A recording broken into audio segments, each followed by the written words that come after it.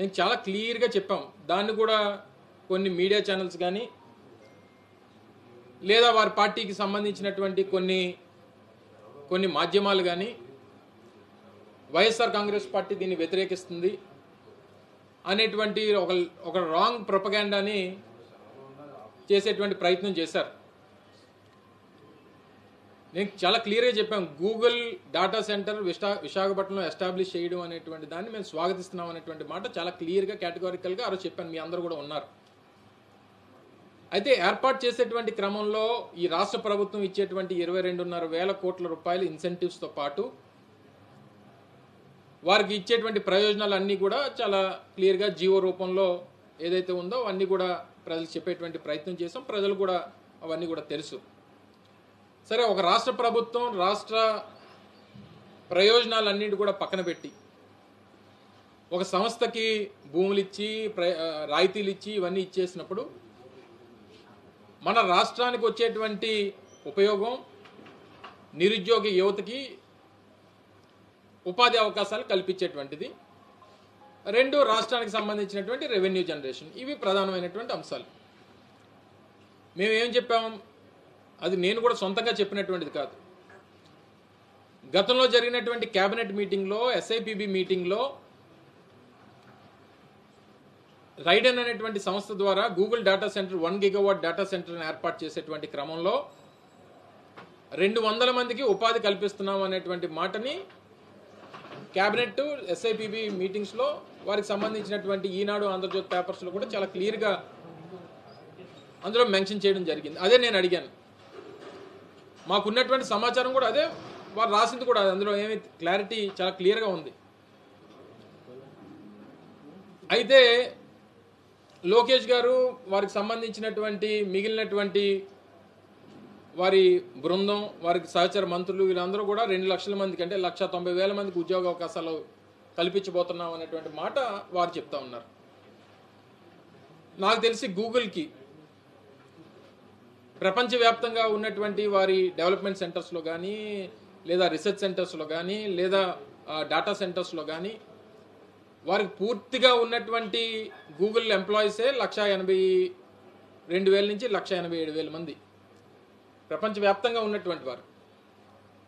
అలాంటిది ఒక్క విశాఖపట్నంలో గూగుల్ డేటా సెంటర్ ద్వారా 188,000 మందికి ఉద్యోగ అవకాశాలు వస్తాయని చెప్పి వారు క్లెయిమ్ చేస్తూ ఉన్నారు. దీని మీద క్లారిటీ అడిగాం. వారేమో 200 అంటున్నారు, మీరు 180,000 అంటున్నారంటే దానికి ఏం సమాధానం ఇస్తాడు? ఈ ఐటీ గతంలో పనిచేసినటువంటి ఐటీ మంత్రికి మీద విపరీతమైన ట్రోల్స్ చేశారు, ట్రోలింగ్ గురైనటువంటి మంత్రి. ఇదా సమాధానం?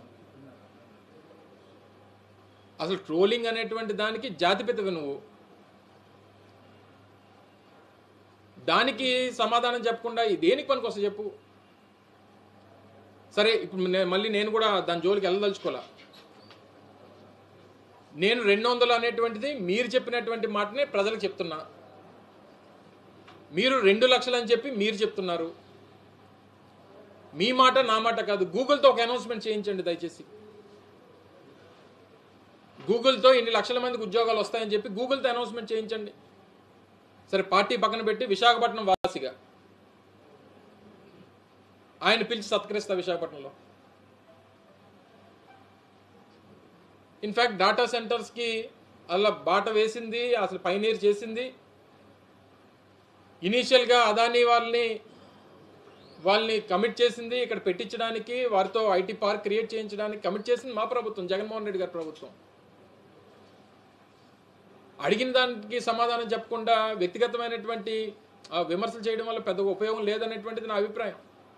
1 gigawatt data centre, AI based data centre, 1 gigawatt data సెంటర్కి ఎంతమందికి ఉపాధి కల్పిస్తుందని ఆ గూగుల్ని అడగండి, లేదా చాట్ జీపీటీని అడగండి.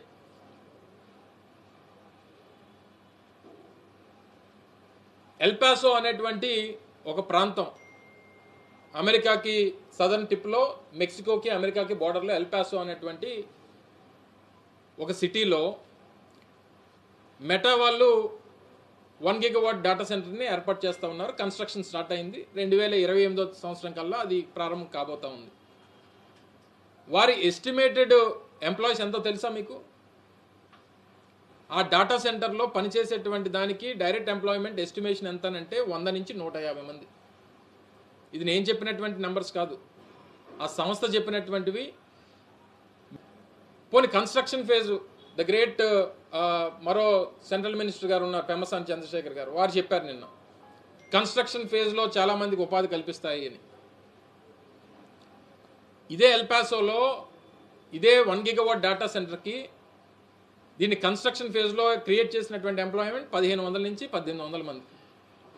అంత సాఫిస్టికేటెడ్ టెక్నాలజీసు మెషినరీ లేకపోయినా పోనీ ఒక 5000 మంది పనిచేస్తారు అనుకుందాం. ఇది కన్స్ట్రక్షన్ ఫేజ్లో. అసలు మీరు చెప్పేటువంటి 1,88,000కి మీ పత్రికల ద్వారా, మీ క్యాబినెట్ మీటింగ్ ద్వారా, మీ SIPB మీటింగ్ ద్వారా మీరు ప్రకటించినటువంటి 200కి ఎంత తేడా ఉంది? 1000 రెట్లు తేడా ఉంది.